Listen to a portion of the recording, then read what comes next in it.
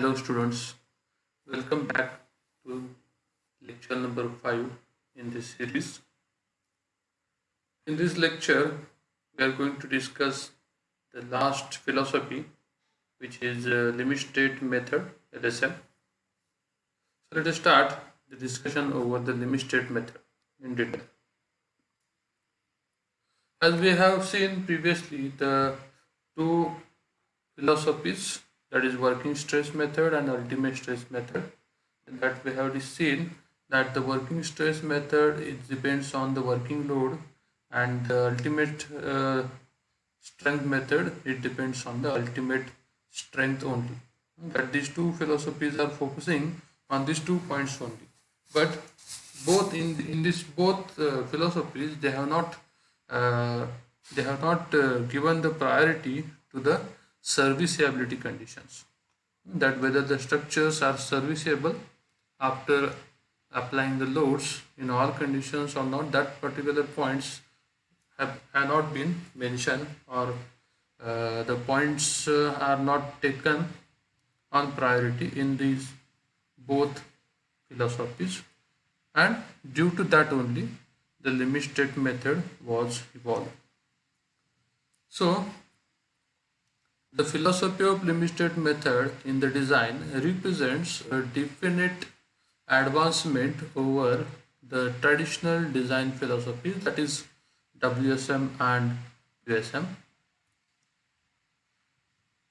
As I told you previously, unlike WSM, which is based on the calculations on service load conditions alone, and unlike ULM, that is ultimate load method or ultimate strength method, which is based on the calculations on ultimate load conditions only.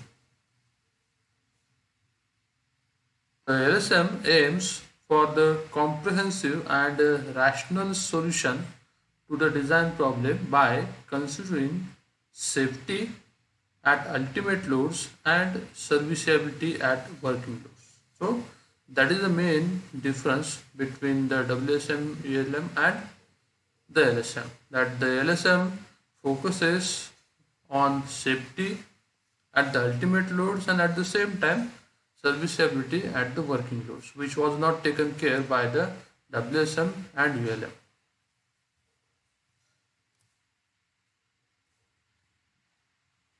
A structure should be designed to sustain safely the loads and deformation when it is being used, and have adequate durability during its anticipated service life. Means that whatever structure that we are going to design, it should sustain the all loads safely throughout its intended lifetime, and at the same time the durability of the structure shall be maintained throughout its lifetime, so that the structure can sustain all possible loads, all weather conditions, all environmental effects effectively, and it withstands to its intended lifetime. So that main point we have to consider while designing the structures, so that we can achieve the safety as well as we can achieve the economy, which is possible by using limit state method. Or in other words, the structure must be fit to perform its function satisfactorily during its service lifespan, that is its lifetime.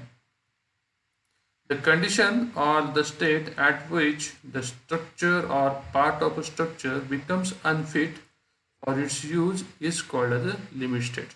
So limit state is nothing but it is a particular time when a structure as a whole or part of a structure becomes unfit. Means suppose if a particular element, let us consider that if suppose in a building or in a structure, if a particular beam is not able to sustain the loads, and if we observe that there are a lot of deformations are occurring there, then we can say that that particular beam has reached to the limit state of collapse. That what is limit state of collapse, that we'll discuss in detail afterwards, but that particular member is not able to sustain the particular deformations, or which that particular member, if not able to sustain the load, and if that member fails, then we can say that the limit state has been reached. Just like a failure of any member can be said as a limit state.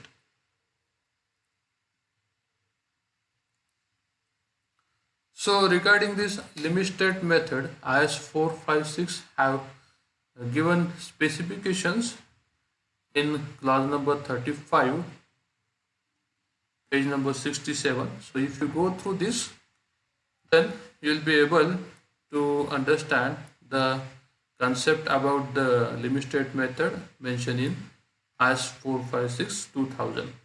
So according to this clause number 35 under subclause 35.1, it has been mentioned clearly that in the method of design based on limit state concept, the structure shall be designed so withstands safely all loads liable to act on it throughout its intended life or throughout its lifetime. It shall also satisfy the serviceability requirements such as limitations on deflection and cracking. It means that whatever structure you are going to design by using limit state concept, then after designing that structure by using limit state concept, that structure shall be able to withstand safely by carrying all possible loads, all the considered loads throughout its lifetime, and at the same time it should also satisfy the serviceability requirements. Serviceability requirements are nothing but that structure, whatever building that you are going to design, it should be able to use, that it should provide the services to the user. It means that it should be ready to use that particular structure. So that we can say indirectly as a serviceability. Suppose if a structure or a part of structure is not serviceable, we can say that that part of structure or building is not serviceable, means if that particular building is not ready to use.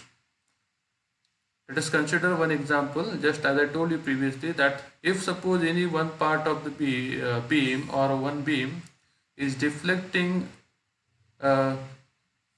beyond the permissible values, then there will be always a fear to the users that whether this beam is going to fail abruptly or what. So such kind of fear will be always there among the users who are going to use that building. Sometimes the deformations are much more in the buildings, so which may create the fear among the user. So such kind of things are called as the limit states, and there may be possibilities of collapse of that particular part or failure of that part. So that things should not occur whenever we will design a building by using limit state concept. That point we have to mention during the designing of such kind of components. The acceptable limit for the safety and serviceability requirements before failure occur is called as a limit state. So this is the definition specified by IS 456 under the clause number 35. Hence, the design of structures by this method, that is the limit state method, will ensure that they will not reach limit states and will not become unfit for the use of which that building is intended. So this is about the limit state method. This limit state method can be better understood by undergoing to the different limit states. So there are different limit states. So we'll discuss about all these limit states in detail in next part of the lecture. So for this lecture we'll stop. In next lecture we'll discuss the limit states, types of limit states in detail. Thank you.